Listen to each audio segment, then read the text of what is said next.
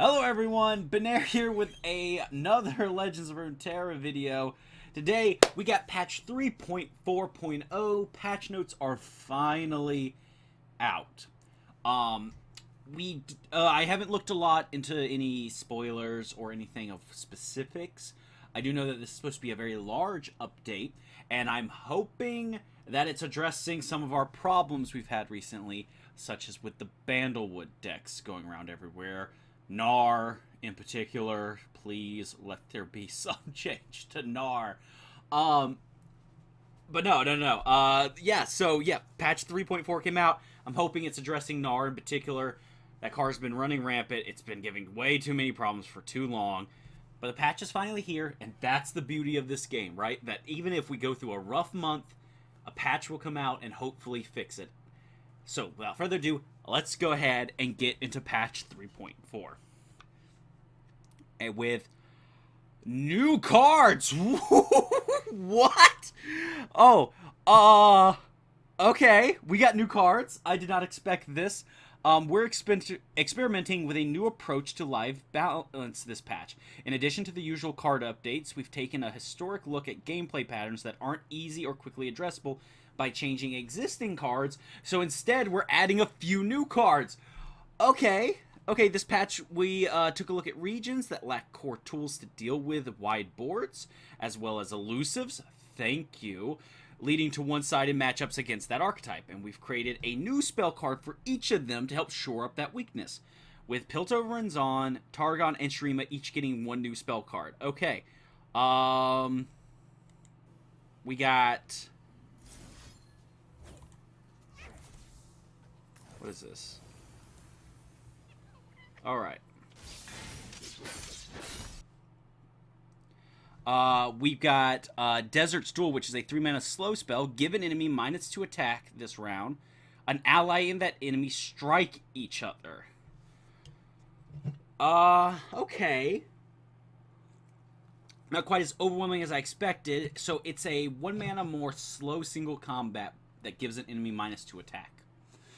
While we have some other changes in this patch to help Shreema handle multiple enemies, Shreema has always been reliant on vulnerable to address single targets. That's a strong game plan when you can attack, but we felt you needed a tool that could also work on defensive rounds. Okay, I don't think that this is a game changer of a card. I really don't. But I like seeing it. Like, I know every region has its region identity. The Strike region is Demacia. I know that. But I never had a problem with other regions getting in on that archetype, as long as they don't have, like, the best version of that card.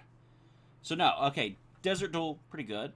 We have Celestial Wonder, which is a 5-mana fast spell, stun 2 enemies. Targon is great at creating large single threats, but can struggle with wider boards. While we don't want to change the identity entirely, we did want to give them an option for slowing down multiple attackers so that their slower game plan has a chance. Alright, we got a video with it as well. And then yeah, of course they're showing it with Yasuo. Oh, Mogwai's gonna be so Wait, what's that UI? Oh, without even using the eye, is it showing the -4 to attack? I mean, to health, right here? But yeah, okay. I like this card. I'm gonna come back and give some more thoughts on this. I think it's really good. Stun anything at any point is between a 2 and 3 mana costing effect.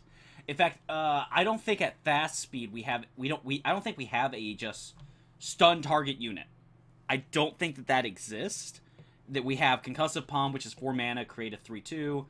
We have Steel Tempest, but it only works on attacking units. So I think that this is fairly costed, and I think it's good. It's like an Event Horizon for only 2 things. It's the same cost as Event Horizon, but it can stun any 2 things. Event Horizon can only work on 1 unit and then 2 or less power. So this works with stronger boards. So I like it. I like it a lot. I'll have to think about other ways to use it other than just with Yasuo like they showed with the video, but moving on. Rocket Barrage. Oh, that's Heimerdinger spell. Okay. 5 mana slow, deal 3 to an enemy and 1 deal 3 to an enemy and 1 to all other enemies. I'm assuming is what it's meant to say. For 5 mana. Isn't that really good? Like,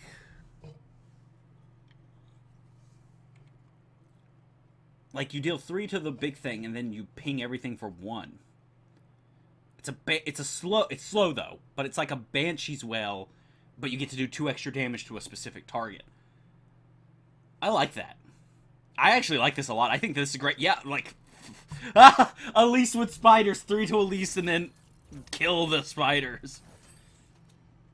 Yeah, what's with this animation effect going on? Or is the eye going to actually, like, show card effects? Like, it's like a mini Oracle's Eye effect where it shows what's going to die without having to use the eye. I like that.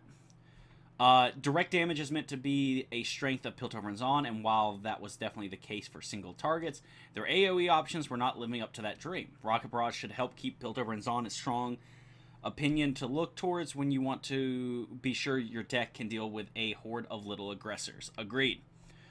Agreed. Alright, so 3 new cards. That's interesting and all, but let's get to the updates because I need to make sure that...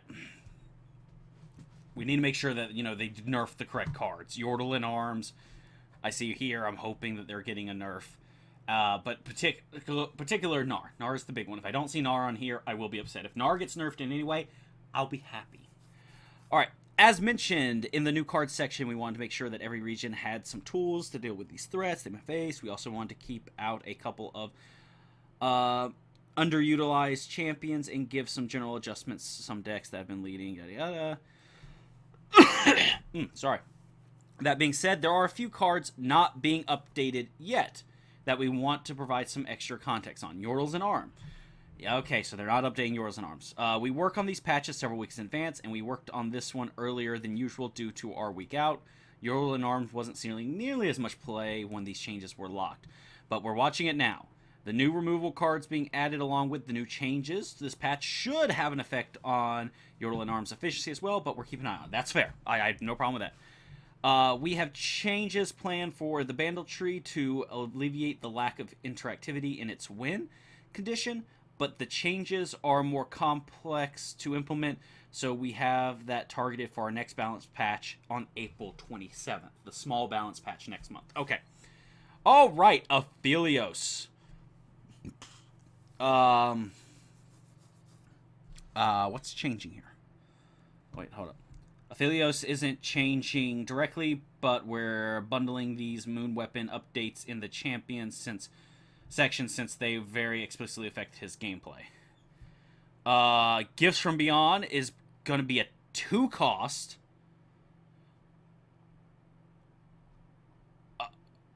All moon weapons cost 2. Okay. They, wait a minute. They're reverting Ophelios back to having 2 cost weapons? Okay. I see exactly what they're doing. I see what they're doing. I like this. I like this change a lot. Okay, so what they're doing is they're making Aphelios back to the way he used to be. He's a 3 mana 3/3 that makes 2 mana moon weapons. The moon weapons are the they only have 1 shown here, but the moon weapons are the ones that he generates, and they used to cost 2 mana like they do now. But people, not only Aphelios decks, but decks were running Gifts from Beyond, which make moon weapons, and people could abuse it. You pass on turn 1, turn 2, you paid a 1 mana for a Gifts from Beyond, get a 2 mana Crescendum, and summon your Eye of the Dragon for free from your deck. It wasn't very good, it wasn't very healthy at 3 mana to summon key 2-cost units from your deck.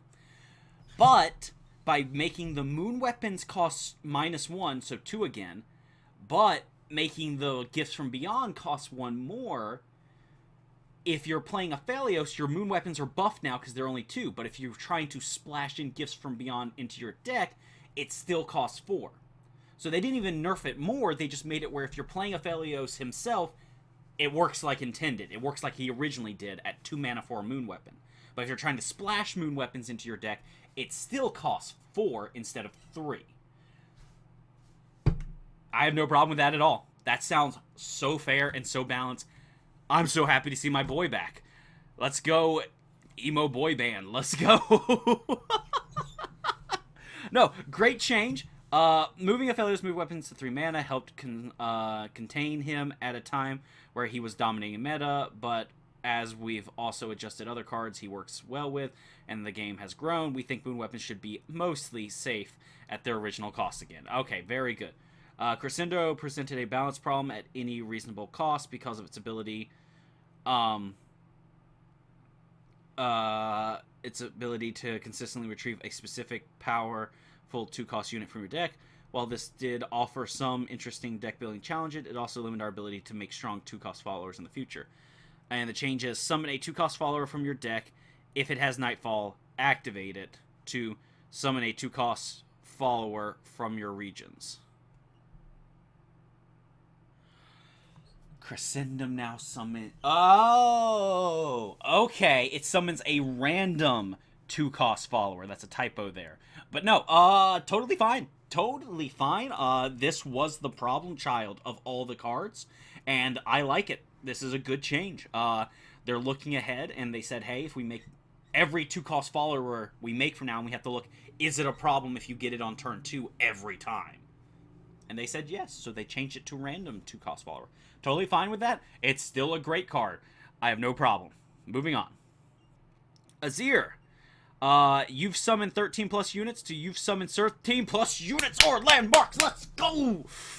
He summons Shurima. Landmarks should count. There we go. Alright. Oh, I didn't see what it was, but I did see Nars next. Okay. Azir's love of units and Shurima's love of landmarks led to some internal strife, especially in Shurima-only strategies. This change should help Azir players feel better about their board no matter how they're feeling it. This pairs so well with Azir and Xerath. Xerath summons tons of landmarks. And the fact that you can play mono Shurima now, and the buried sun disc getting summoned turn 1 counts to your Azir's leveling condition. This is such a big buff to mono Shurima. Such a big buff. Xerath got buffed last patch. Azir's getting buffed this patch. And the sun disc and all the other Shurima cards. Mono Shurima's looking really tight with mono Shurima with Azir and Xerath alone is looking top tier actually. Like, good enough to climb ranked, I'd even say. Is it enough to... Is it going to be a tier 0 deck? No. But I think it could be a tier 1 deck if built properly. It was already doing really well in certain people's lineups in ranked, but it was a very difficult deck to pilot and build. So I'd be interested to see how this change will do it, but it's nothing but a change. Your Azir in mono Shurima will now level up a lot more consistently, which will help get your buried sun disc advanced 10 rounds condition. Very good change. Very good for mono Shurima. Now let's see what they did to Gnar. They took away 1 point of power. They made him a 3/3 and a 5/5 respectively. I have absolutely no problem with this change. Okay. Full disclosure, I had a conversation with a good friend of mine, Bipolar Bear, and Bipolar Bear, and he and what I said his 3 main problems was he shouldn't discount Pokey Sticks. He should have less power, or he shouldn't have quick attack and overwhelm in his level up state. He should only have overwhelm. And if they change one of those 3 things, it could be good. They decided to go with power. I think personally that him having quick attack in his Mega Gnar form was a big problem. But this is also a good change. It makes him a 3/3, which means he's a lot easier to actually trade with. So I like this. This is enough for now. If he still continues to be a problem, I have full confidence that they will nerf him into the ground again. Let's see what they say. You may have seen Gnar around Runeterra occasionally, recently, And while we're happy to see a newly released champ succeed, there can be too much of a good thing. We wanted to make a smaller change to tone him back without making him completely un-mega. Fair enough.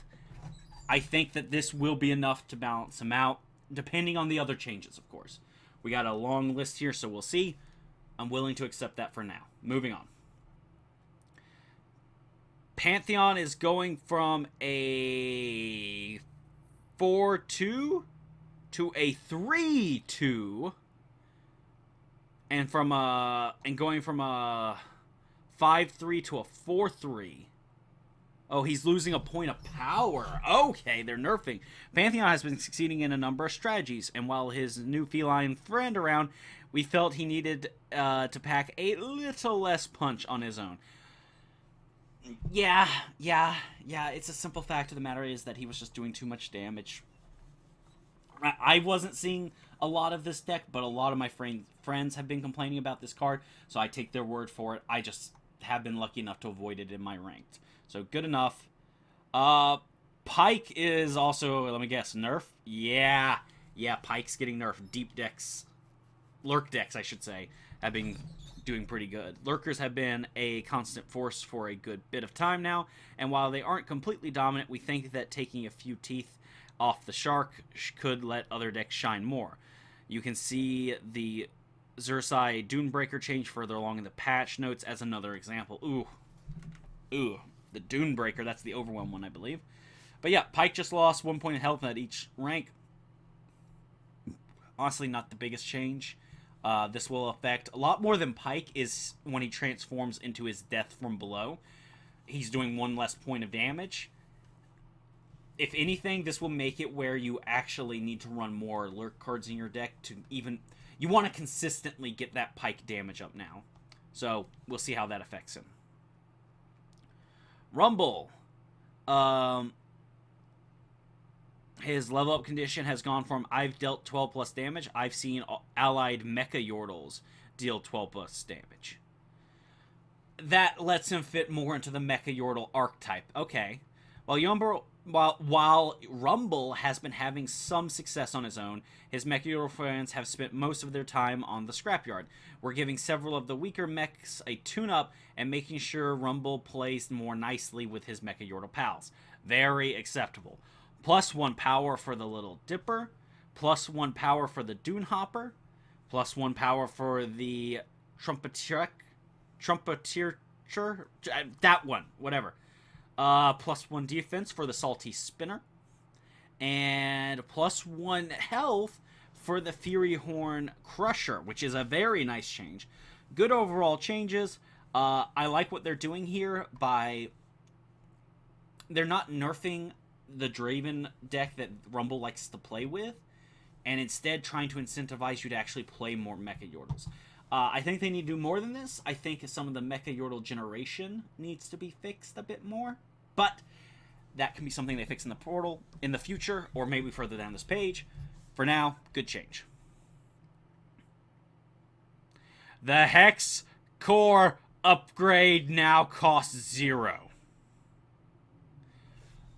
Thank you, Riot. It was so annoying to have to keep 1 mana in a spell-based region always open so that you can upgrade your Victor. This is a good change. Thank you very much.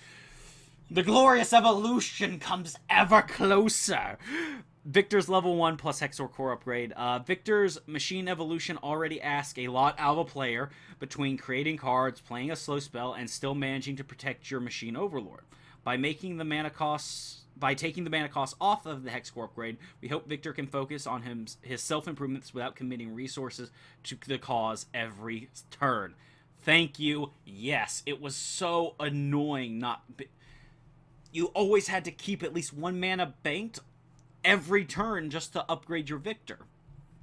Great change. I'm going to be trying the mess out of that and seeing what we can make happen with him. Moving on. Alright, we're on to spells and followers. Okay, and landmarks. So we do have some landmark changes, it seems like. The Xerxai Dunebreaker lost 1 health. As with Pike, we're toning down the Xerxai Dunebreaker to help other decks shine against Lurk more overall. Didn't change a lot. They didn't nerf his power, so The Overwhelm unit still has his big, chunky Overwhelm damage. He just can't attack freely as many times. Totally fair. Totally fine. This alone isn't going to change a ton out of Lurk, I don't feel. But we'll have to see see how it pairs with the Pike change.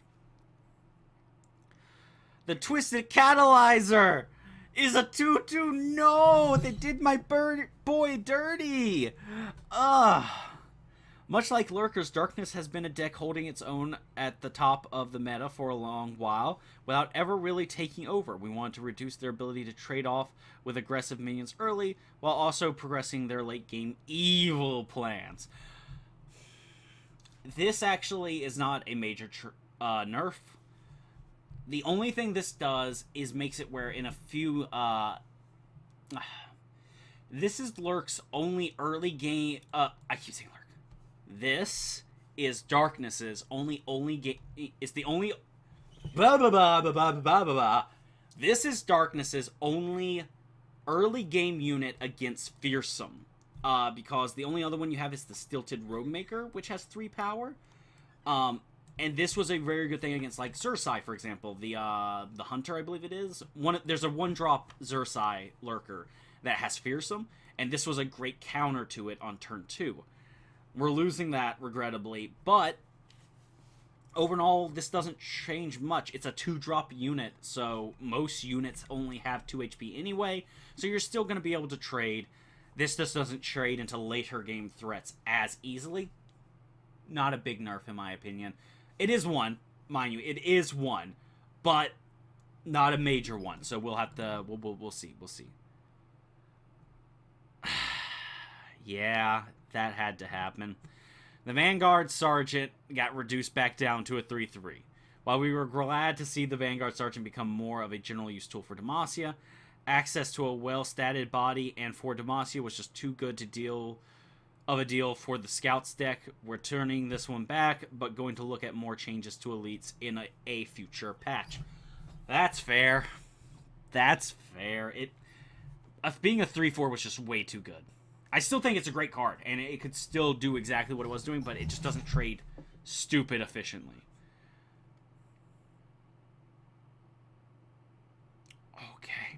Okay. So, Conchologist, base stats is going from a 2/2 to a 2/1, and Loping Telescope is going from 2 to 3 costs, but getting +1... that doesn't matter. Good changes. I would have preferred this being a 1/2, but whatever. They don't want to nerf it in the ground.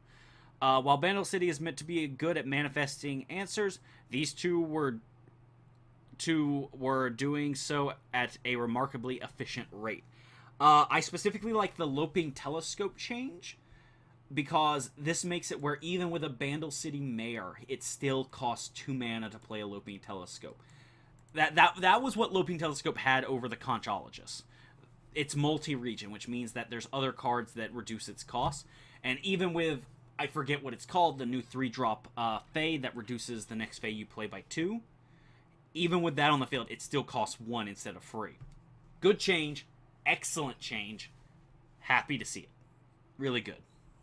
We'll have to, it slows down the curve a lot, which is way more important than it may seem. This is not a big change. The Conchologist being changed isn't super big. Having 1 less health just makes it where it's pingable. That's whatever. He's still going to be doing what he's doing. But this Loping Telescope change is really big. Going from 2 to 3 mana is going to lower the speed down a lot, make it where you can't spam out as many in a turn. Think about it. On turn 4, you could play 2 Loping Telescopes. Now you can play 1 on turn 4, 1 on turn 5, and you have to wait till turn 6 to throw out 2 Loping Telescopes. While before, on turn 6, you could have thrown out 3. Great nerf. Happy to see it. Paddle Star has gone from deal 4 to an enemy that attacked this round or is stunned to deal 5 to an enemy that attacked this round.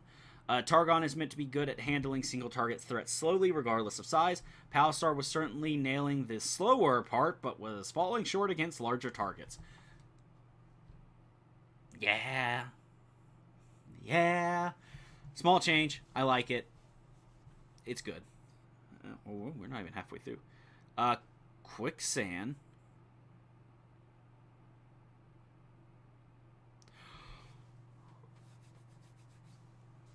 What?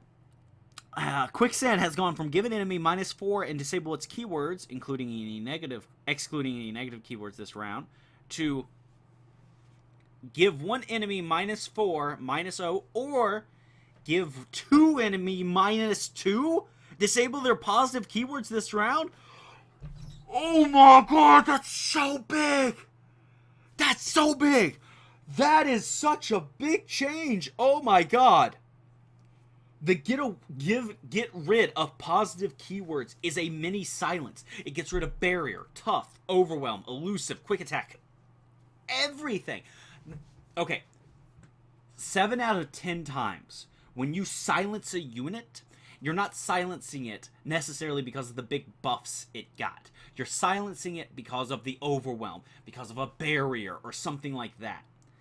This, without having its cost change, is huge. I've been experimenting around with a couple of Shrima decks, including Mono Shrima, and I've been teching in Quicksand for the past 3 weeks because it's a surprise utility card that's surprisingly really good, and most people don't run into it often, so they don't play around it. Giving this option to hit 2 enemies at once is so big. This is what it will allow Shrima to deal with elusive wide targets. It's so big.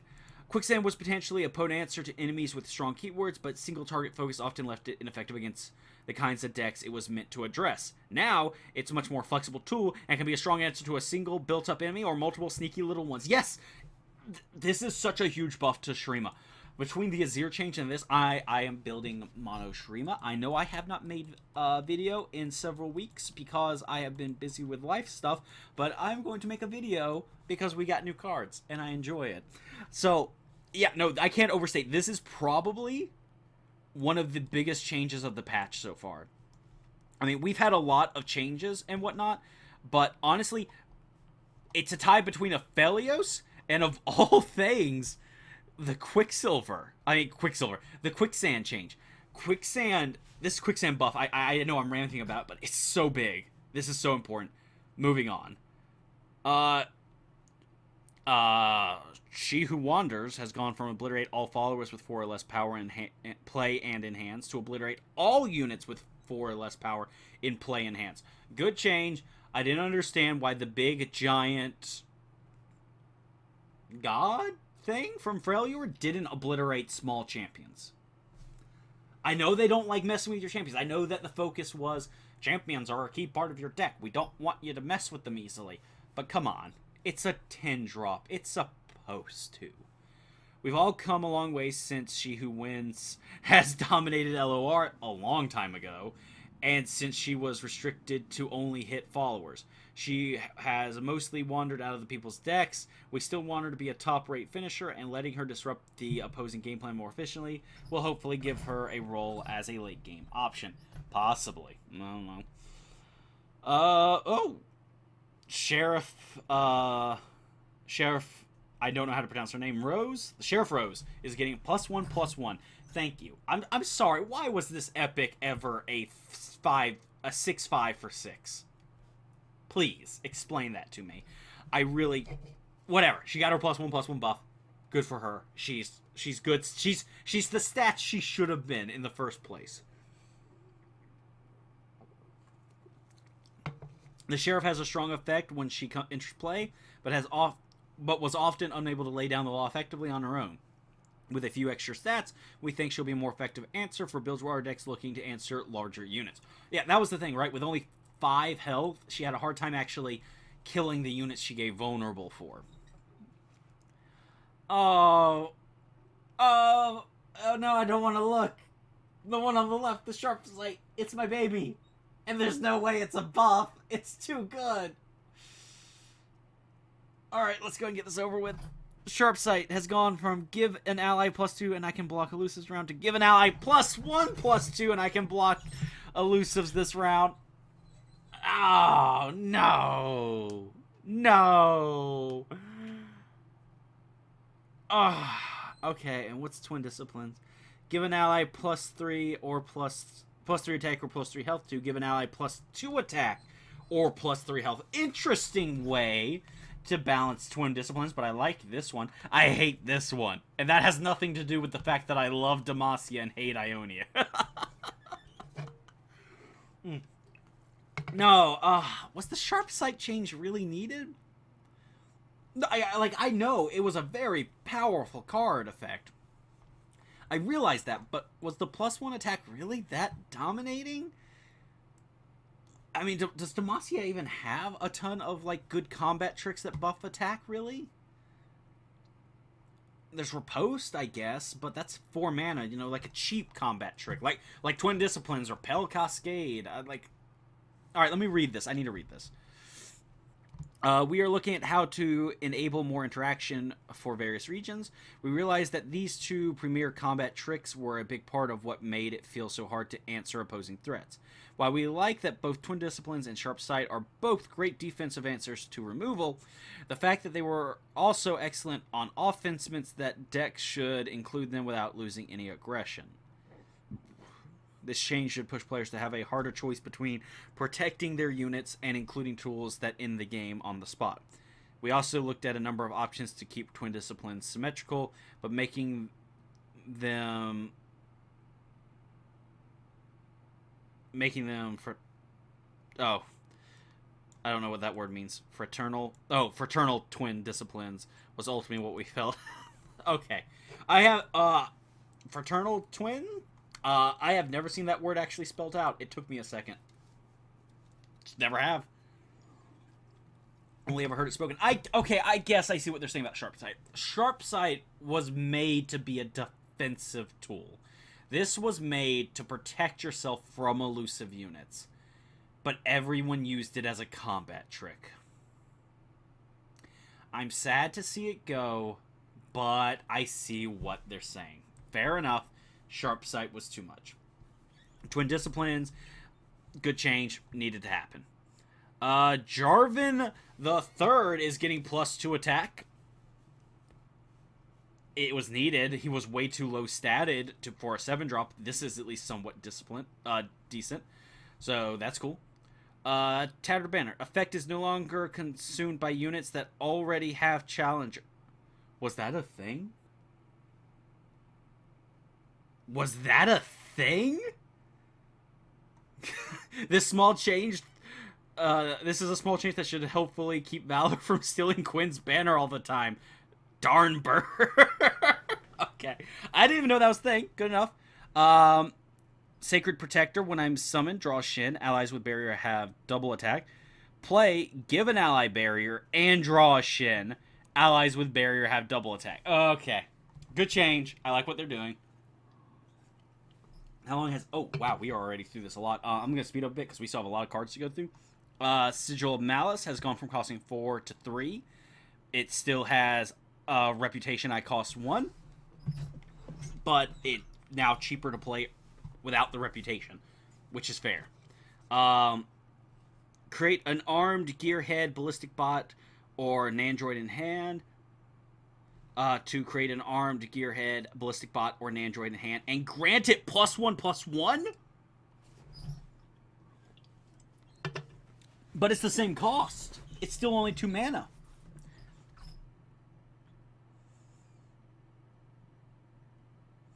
Creating a machine army isn't cheap, so why shouldn't they come with a couple improvements pre-included?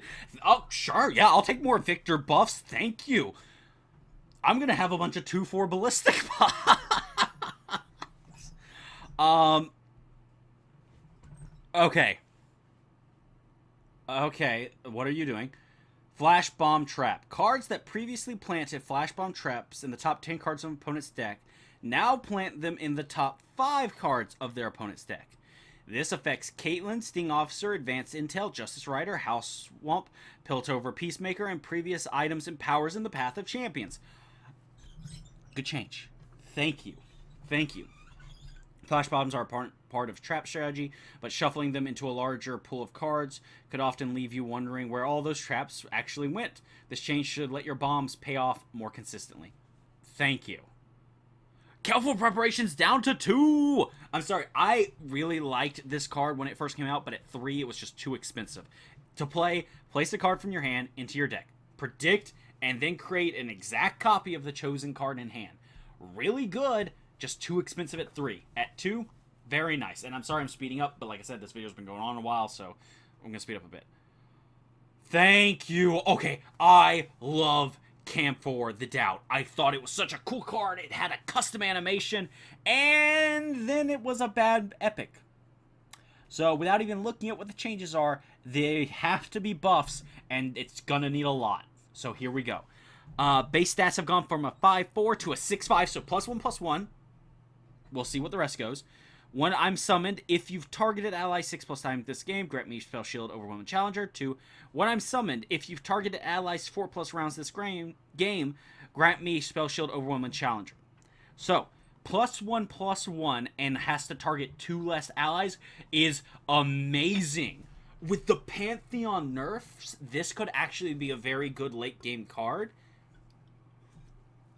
to add into Pantheon decks. I like this a lot. This is a great change. I will be putting Camphor back into my Faded deck, probably. Give it a try, at least. We'll see. It's still an epic, so it has a stigma to get through.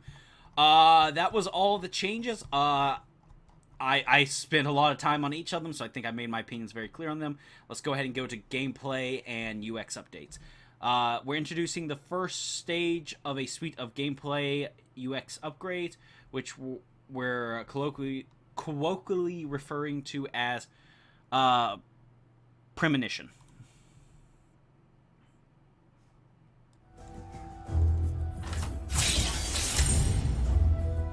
Oh, just putting things out there will show you what changes they make. And you can always use the eye to make it super clarified. Okay. I'm ready. I won't back down.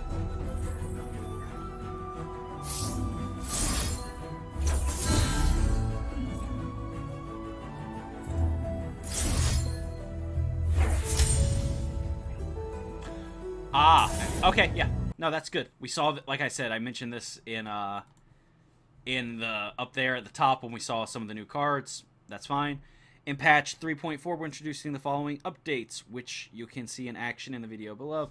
Nexus Health revisualization. We've all been there, missing lethal or passing on block because you forgot about the pesky Dreadway or a champion level up after committing an attack, and you forgot to check the Oracle's Eye. Okay. Unit destruction, pre-visualization, which was the cracks we saw on them. That's fine.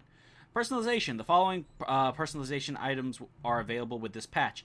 Champion skins. Infernal Shin. Actively looking dope as hell, actually.